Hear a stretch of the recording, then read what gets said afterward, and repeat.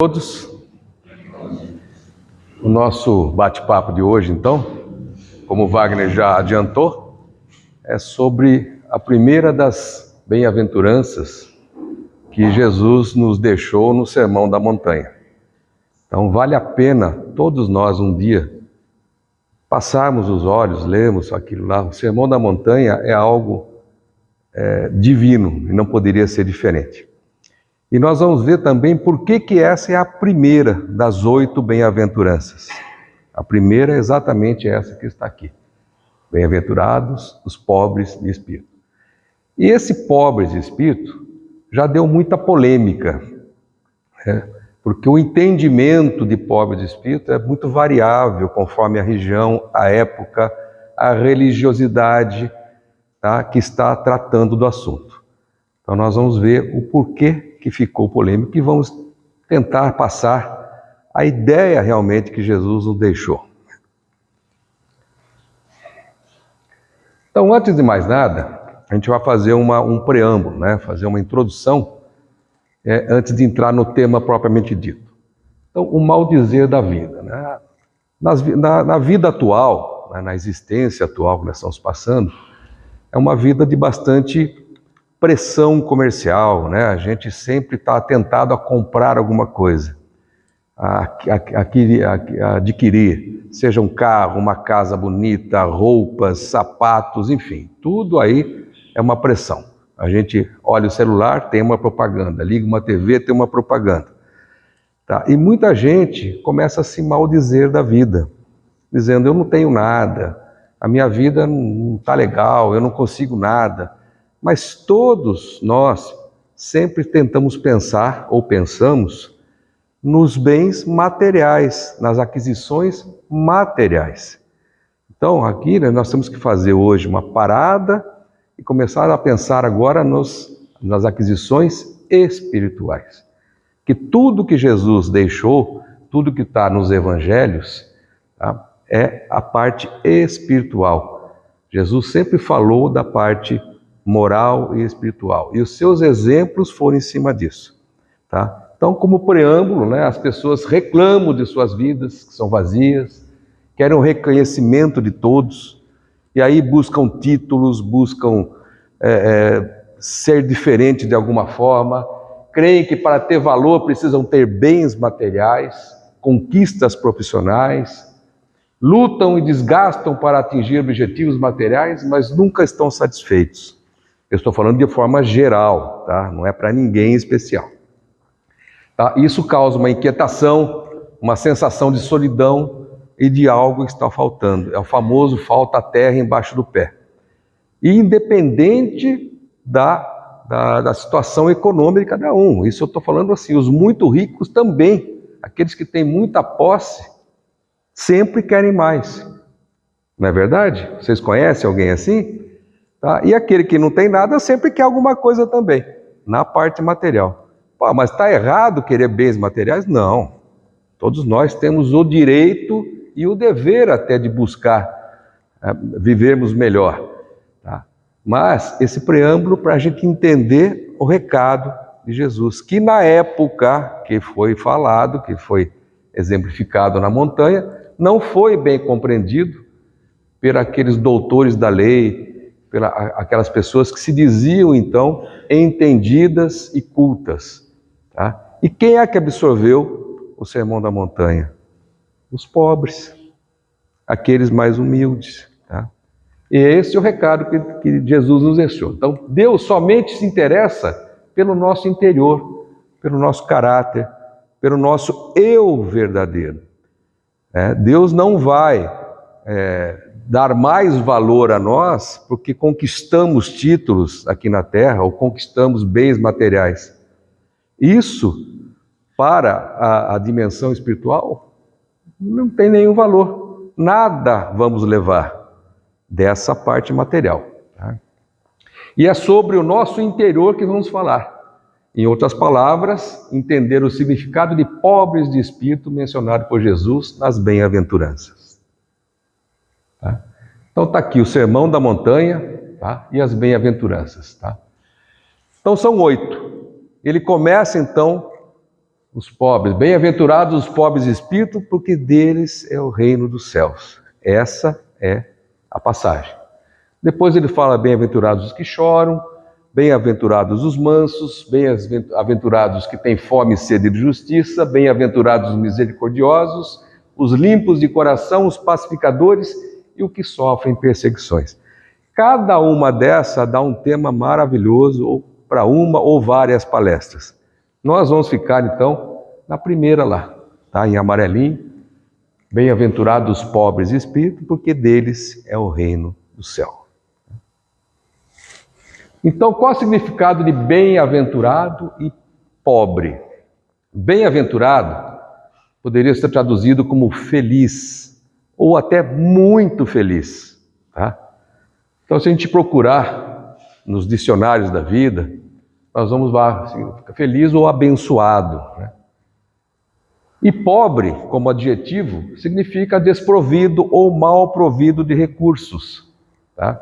Então a gente fala a palavra pobre, a gente já lembra daquela pessoa que não tem nada de material. Ela não tem casa, não tem comida, ela não tem roupas boas, ele é pobre, não é isso que a gente vê? Não está errado. No dicionário ele fala isso, significa desprovido ou mal provido do necessário, de poucas posses, pouco favorecido. Mas não é esse pobre que Jesus está dizendo. Não é essa pobreza adjetivo, tá? Não é esse cara aqui. Jesus não estava se referindo a este pobre. Mas o pobre de espírito, nós temos que voltar lá então 2000 e poucos anos atrás e entender como é que era, né? Aqui está a passagem do Evangelho. Então está no Evangelho de Mateus, capítulo 5, versículo 3, e está também no Evangelho segundo o Espiritismo, no capítulo 7. Então, se alguém quiser se aprofundar, é só ir lá no Evangelho, nós vamos ter essa mensagem aqui, né? Então, quem é o pobre de espírito? Seria aquele que é pobre espiritualmente? Seria o que é pobre da matéria e no espírito? Seria aquele que é muito ignorante? Tá? Hoje, a gente tem eu ouço às vezes alguém falar, quando uma pessoa é muito grosseira, muito ignorante, essa é um pobre de espírito. Vocês já ouviram essa frase? Mas ela é mal empregada, né? Porque não é o pobre de espírito que Jesus se referia, tá? Então não é aquele que é pobre espiritualmente. Pelo contrário, não é aquele que é pobre na matéria, no espírito. Pode ser até na matéria. E não é aquele que é muito ignorante. Pode até ser ignorante. Mas o pobre de espírito, nós vamos entender que ele está referindo à humildade, que é a principal atitude para quem quer realmente fazer uma evolução moral, a humildade. Então está aqui. Em hebraico, né, agora que vem o estudo propriamente, né? Em hebraico, que é a língua que se falava em Jerusalém, do povo hebreu, né, dos judeus. A palavra pobre tanto tem sentido de pobreza monetária, tá, quanto de humildade. Humildade. E em aramaico, para quem não sabe, era a língua que Jesus falava, tá? Era a língua utilizada entre ele e seus apóstolos, o aramaico. A frase pobres é em espírito e não pobre de espírito. E a palavra espírito também pode ser usada em aramaico como uma expressão idiomática para significar orgulho. Então, pobre em orgulho é uma pessoa que é humilde. Entenderam? Essa foi a frase que Jesus usou. Então, Jesus queria dizer o seguinte: pobres de espírito são humildes. São pobres em orgulho, portanto, rico em humildade. Assim, uma pessoa pobre de espírito, à luz da palavra de Jesus, significa uma pessoa humilde e que entende que nela há pecados, há coisas a reparar, há falhas, há falta de virtudes e de boas intenções, justamente pela natureza carnal do ser humano. Quer dizer, o pobre de espírito, o humilde, ele entende que ele é imperfeito. E por isso que ele segue as leis divinas, ou quer seguir, ele quer ser ajudado, ele quer seguir o caminho. O muito sábio, o dito muito sábio, ou tem ciência de tudo, muitas vezes ele não segue, por quê? Ele tem que provar que aquilo é verdadeiro, ou então eu tenho muito conhecimento e eu não concordo com isso. Então ele acaba disputando com Deus as suas leis, enquanto que os humildes a aceitam e entendem que tem que ser seguido. Por isso que Jesus falava aos pobres de espírito, aos humildes da época. Muito bem. E o que ele lhe disse? Então ele não se refere aos pobres de espírito como homens desprovidos de inteligência, mas aos humildes. Ele diz que o reino dos céus é destes, dos humildes, e não dos orgulhosos. Então o pobre de espírito é quem abate o seu orgulho e se submete às leis divinas. É uma outra forma de interpretar, né, a pobreza de espírito. E tem as máximas de Jesus, né? Eu vou ler porque eu não consigo decorar tudo isso aqui, né, gente? Então vamos lá. Jesus tem uma máxima muito interessante, que já foi usada até em outras palestras aqui. Não acumulem tesouros sobre a terra, onde a traça e a ferrugem corroem, e onde os ladrões escavam e roubam. Mas juntem tesouros no céu, onde as traças e a ferrugem não corroem, e onde os ladrões não escavam, nem roubam. Porque onde estiver o seu tesouro, aí estará também o seu coração. Também está em Mateus, tá? O que Jesus quis dizer com essa máxima, né? Qual que é o verdadeiro tesouro no reino do céu? Tá? É a nossa moral, é a nossa espiritualidade, é a elevação espiritual.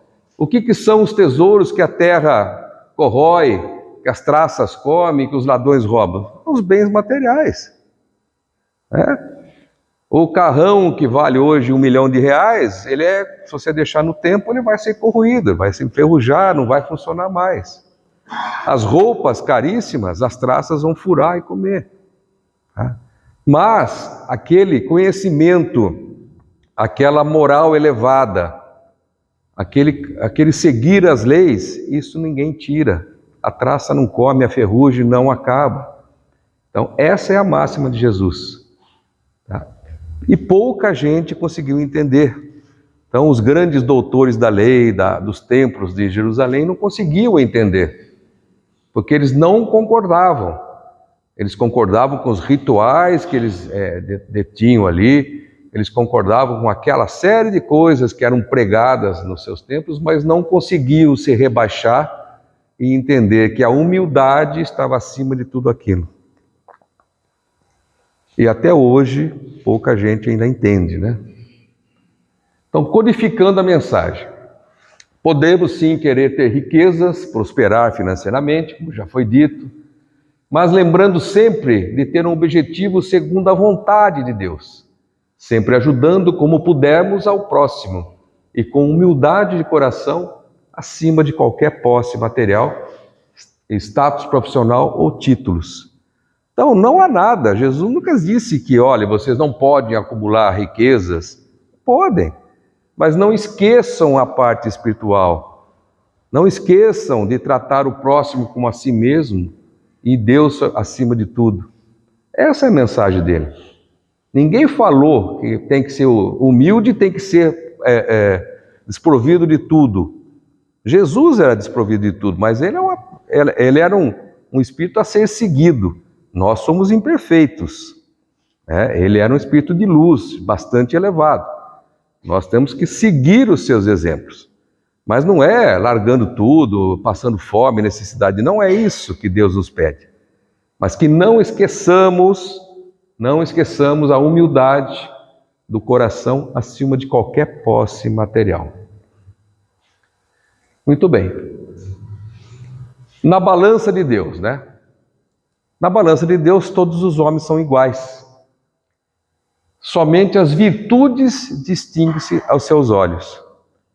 Então, se houvesse um julgamento, porque Deus não julga, quem julga é a nossa consciência. E a nossa consciência vai nos julgar como? O que vai tirar a diferença de um irmão de outro, de um espírito do outro. Tá? Exatamente as virtudes. E qual é a primeira virtude? Que, coincidentemente ou não, é a primeira das bem-aventuranças, a humildade. Essa é a grande fiel da balança. Essa que vai distinguir, tá, aonde estamos na escala evolutiva da nossa moral no caminho da perfeição. Só. Então, todos os títulos, tudo que fizermos aqui vai nos ajudar? Sim, se soubermos utilizar. Mas a diferença está na humildade que vamos praticar durante as nossas existências. Então, todos os espíritos são de uma mesma essência. Que essência que é essa? A essência divina, né? O espírito veio de Deus. Nós somos centelhas divinas, tá? E todos os corpos são formados da mesma massa, tá? Interessante, né? O sangue que corre nas nossas veias aqui é o mesmo que corre nas veias dos africanos, dos orientais, dos europeus, dos americanos, norte-americanos. Nós somos feitos da mesma massa, do mesmo fluido cósmico universal, dos mesmos átomos, mesmas moléculas. Mas nós achamos que somos diferentes. Quando eu digo nós, estou falando da humanidade, não somos nós aqui reunidos, né? A humanidade ainda tem essa diferença, seja por credo, por cor, por gênero, né? A gente vê isso, é só ver um noticiário, é só ver um site de fofoca, é só pensar nas guerras que estão ocorrendo. Por que a guerra tem sentido? Uma nação matar a outra, guerrear, morrer gente? Pode ver que lá atrás tem interesses materiais, seja econômicos, financeiros, sejam por religião, né? As religiões também são causas de guerra, ou seja, simplesmente por não aceitar que aquele povo é igual a mim. Eu não aceito, então eu quero ele distante, eu quero que ele suma, quero destruí-lo. É um pensamento muito mesquinho. E o pensamento de uma sociedade reflete o pensamento dos indivíduos, no geral, né? Ah, mas eu não penso assim. Tá, mas a sociedade, de uma forma geral, que entrou em guerra com outra, pensa. Tá? Ou colocou, pelo menos, aquele líder lá que provocou a guerra. Então, todos nós temos parcela de culpa, sim, né? Cada um no seu quadrado, mas temos nossa parcela. Então, títulos e nomes não modificam. Títulos e nomes não modificam o nosso eu, o nosso espírito que somos, tá? Ao contrário, ficam no túmulo. Não são eles que vão dar a felicidade prometida. A felicidade prometida está nas virtudes lideradas pela humildade. Então, a caridade e a humildade são nossos verdadeiros títulos de nobreza. É isso que vai pesar a nosso favor. Tá? É isso que vai pesar a nosso favor. Agora, nada contra quem estuda, tem títulos, pelo amor de Deus, nós estamos recriminando, vamos entender, né? Os títulos, os diplomas que conquistamos são bem-vindos, sim. São, na verdade, frutos de trabalho, de pesquisa, de muita devoção àquela carreira que nós pretendemos seguir ou seguimos. Não tem nada a ver com... Mas isso não precisa trazer junto o orgulho. Né? O fato de alguém ser um doutor, isso não lhe dá direito de ser diferente do outro que não tem o título. Não lhe dá o direito de carregar o orgulho, porque ele não é diferente. Tá? Não é diferente de ninguém. Então, se tivermos o título e a humildade, está tudo certo. Agora, só o título, só as posses materiais, associado ao orgulho, estamos no caminho errado. Né? E aqui é uma mensagem de um espírito. Né? Então, se alguém for lá no capítulo 7 do Evangelho segundo o Espiritismo, tem lá vários irmãos que estão um pouquinho acima da gente e que trazem mensagens. Claro, as mensagens têm lá 3 ou 4 páginas. Eu trouxe um resumo de uma mensagem de um desses espíritos benevolentes, né? Então ele diz o seguinte, desculpe ficar um pouco de costas para vocês, tá? Jesus nos deixou a sua doutrina, nos dando exemplos de todas as virtudes. Mas o homem abandona seus exemplos e preceitos, carregado de suas paixões, fabrica um Deus de acordo com a sua vontade, para uns terrível e sanguinário, para outros indiferente com os interesses do mundo. Ainda cria deuses apropriados ao seu gosto e às suas ideias. Que a voz dos Espíritos nos toque do coração, para sermos generosos e caridosos, sem ostentação, fazendo o bem com humildade, que possamos demolir pouco a pouco os altares erguidos ao orgulho, sendo verdadeiros cristãos, e atingiremos o reino da verdade. Então a gente sempre enfatiza, né? O reino dos céus não é um local, não é uma construção, não é um paraíso das pinturas que a gente vê por aí. Reino do céu é um estágio de felicidade plena. Tá? Então, é o espírito que atingiu a plenitude. É o espírito angelical. É o espírito já de primeira grandeza. E todos nós vamos chegar lá. Não há nenhuma dúvida. Por que vamos? Porque Deus é misericórdia. Ele vai dar quantas chances nós precisarmos para isso. E para isso que nós viemos aqui no planeta escola, para aprendermos lições de humildade. E como é que a gente aprende lição de humildade? É tendo tudo do bom e do melhor? Não. A gente aprende geralmente com a dor. Tá? Alguém poderia perguntar, pô, mas aquele irmãozinho que tem tudo, nasceu em berço de ouro. Ora, ele está passando por uma experiência, né, num berço de ouro. Se ele não fizer bom proveito dessa experiência, o berço de ouro vai adiantar para alguma coisa? Não. A partir do túmulo ele não tem mais berço de ouro. Ficou tudo na terra, né?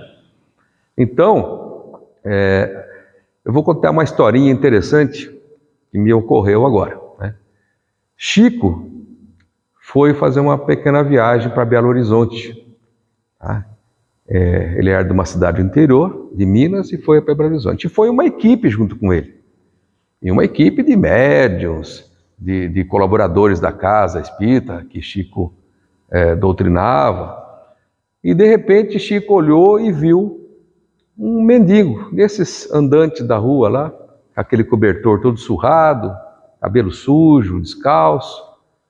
E ninguém havia percebido o mendigo, mas Chico percebeu. E Chico pediu licença para o grupo, atravessou a avenida e foi falar então com o mendigo. E as pessoas ficaram esperando, né, do outro lado da calçada. Chico ficou lá 10 ou 15 minutos, tá? Abraçou aquele mendigo e voltou. Aí alguém do grupo, né, pensou, puxa vida, né, que situação difícil, que pobre alma. Né? E Chico, com aquela calma mineira dele, falou, não, meu irmão, não é uma pobre alma. Né? Esse ser que está ali é mais iluminado que todos nós juntos. Inclusive, eu estava conversando com ele, é a última encarnação dele. E ele escolheu vir nessa situação. Porque era a única forma, a única maneira de existência que ele não tinha passado ainda como mendigo, como pessoa da rua. Ele falou assim, a luz dele é tão grande que eu não consegui levantar a minha cabeça de uma vez. Chico falando isso. Então você imagina a luminosidade daquele ser, daquele irmão que estava lá. Era um mendigo. Né? O que nós chamamos de mendigo. Né? Mas era um irmão extremamente iluminado, né? E que escolheu, por vontade própria, ter a sua última existência na Terra, nesse planeta, da forma, então, de um andarilho, de um invisível que a gente chama. Então, essa história de Chico vem bem a calhar com o que nossos irmãos nos deixam como mensagem. Então, não julguemos, né? Não julguemos. A gente não pode julgar o que está dentro do coração do irmão. independente da roupa que ele está usando, do título que ele está carregando, do trabalho que ele exerce ou da situação financeira que ele se encontra. Porque aqui é uma passagem. Nós não sabemos e nem não devemos saber as outras passagens que ele tem para trás e não saberemos também as que temos para frente. Então, como é que eu vou julgar? O mendigo de hoje pode ser um mestre de amanhã, um cientista amanhã, assim por diante. O milionário de hoje pode ser um pedinte de amanhã. Tal é a nossa escola de vida, são as classes, são os andares que nós temos que cumprir para chegarmos lá na plenitude. Muito bem, essa era a mensagem da noite. É uma palestra bastante rápida, objetiva, mas a mensagem é muito profunda. A mensagem da humildade, ela não requer muitas horas de falação, nem imagens bonitas, mas ela requer uma reflexão muito profunda. Do que estamos fazendo aqui? O que estamos fazendo com a nossa existência? Veja que eu não falo o que estamos fazendo com a nossa vida, porque a nossa vida é eterna. A nossa vida, como espíritos que somos, ela é eterna. Então nós vamos fazer muitas coisas, se não nessa existência, nas próximas, como já fizemos nas anteriores. Mas a pergunta é, eu estou realmente trazendo a humildade para o meu lado? Eu estou procurando entender o meu irmão? Eu estou procurando fazer do próximo aquilo que eu gostaria que fizesse comigo? Essa é a reflexão da noite. Não é um simples puxão de orelha, mas é uma oração, uma prece que nós temos que fazer todas as noites, ou todas as manhãs, quem gosta de horário pela manhã, perguntar se no dia anterior, ou no meu dia, quem vai rezar à noite, eu procurei a humildade, eu fui humilde, eu tive atitudes de humildade, eu tive atitudes de caridade com o meu próximo. Sempre que nós pensarmos dessa forma e lembrarmos desses exemplos, nós estaremos dando um passinho para o nosso reino de Deus. Com isso, então, agradeço a paciência, uma boa noite e muito obrigado.